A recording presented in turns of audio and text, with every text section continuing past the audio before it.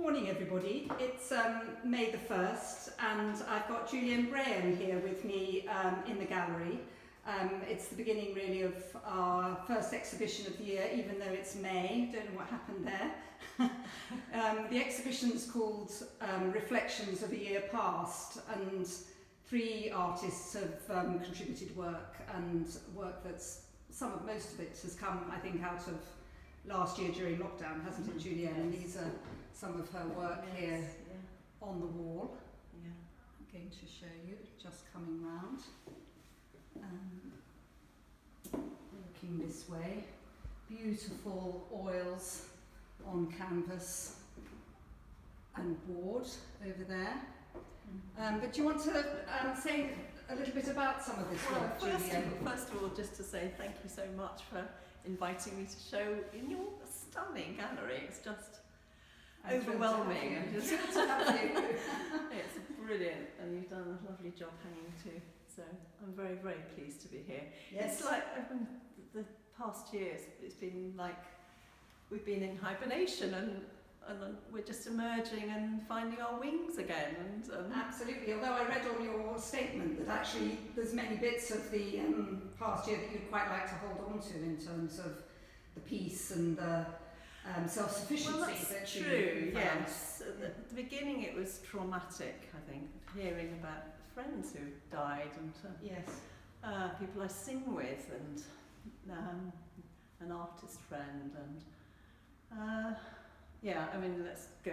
Yes, over that. To the positives. I mean, it was just awful, and I started on quite a positive note, because a couple of years ago I went to Bethlehem and I did an icon. Right. It's actually one of those postcards. Absolutely, it's this one here. Yes, I can bring into that. And I stayed in a Greek Orthodox monastery to do that for a couple of weeks, and it was just the most amazing experience.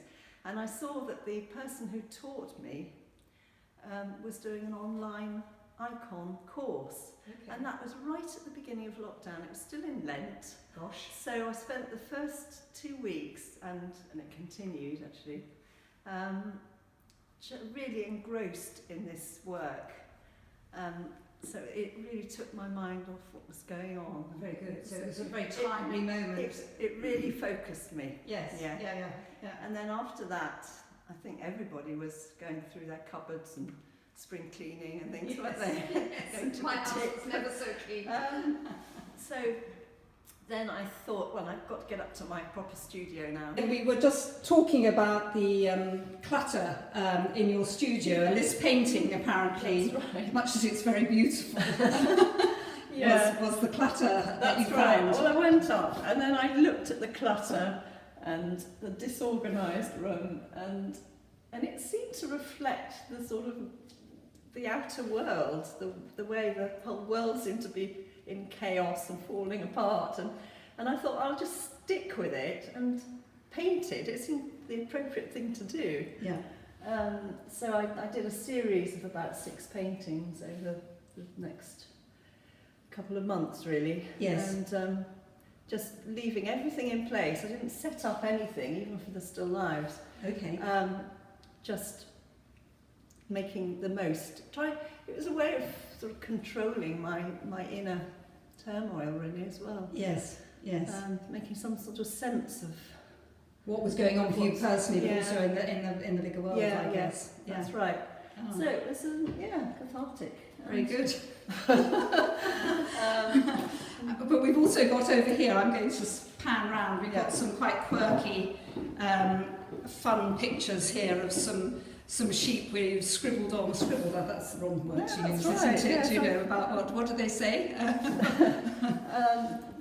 So obviously living in a farm in the Radnorshire Hills, the fields are full of animals always, and I'm always sketching them.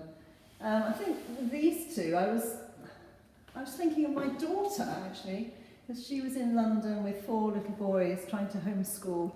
Goodness, and 4 boys and a full-time job that she was meant to be carrying on with from home. Gosh.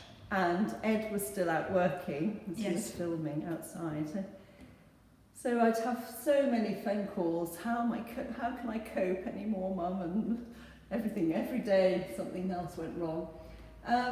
So these sheet drawings, they sort of called out for captions, really, Yes. about how the little ones were going to social distance, and then this was the mother just saying, "Leave me alone for 5 minutes, for goodness sake. Give me some peace." Yeah, that's right. So, Absolutely, no. They've made everybody's smiled at those ones when they've come in.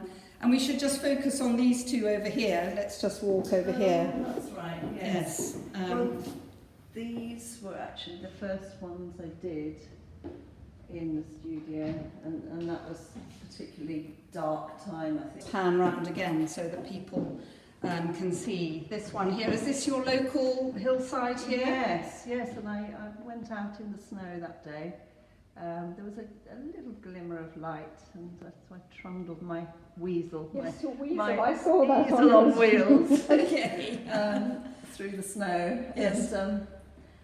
And yeah, stood it for about an hour. Yeah. Before you got too cold. Yeah. Absolutely. Yeah. Jason came up and said, "I've got Time to come on." in. Yeah, exactly.